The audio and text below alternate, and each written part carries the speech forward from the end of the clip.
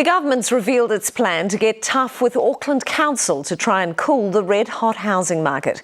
If land prices rise too fast, the council will be forced to release more land. And John Key says if the council doesn't, it'll be breaking the law. Simon Shepherd explains.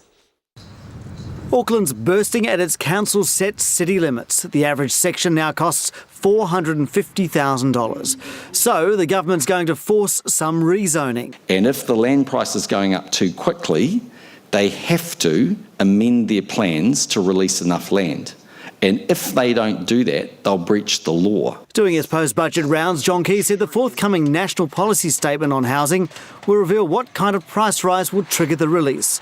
And he warned council away from legal action. And if the councils say no and the developer takes the council to court, the developer will win. The government says Christchurch shows it works, land was released and price rises eased. Certainly the desire and the economics around someone land banking will be substantially reduced. But will developers ramp up house production just because more land is available? It will address things in the future, but the market in and of itself will not correct the problem because there's no compulsion for a builder to build themselves out of a job.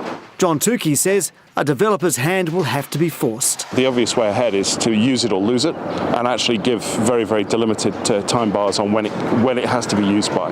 Auckland Council's solution to the housing shortage, the unitary plan, would see a more condensed city, not a sprawling one. It has until mid-August to vote it in, but the Prime Minister doesn't seem to be a believer. And if the unitary plan doesn't meet the demands of Auckland, the national policy statement, because of the way it works, will drive it, mark my words. Simon Shepherd, Newshub.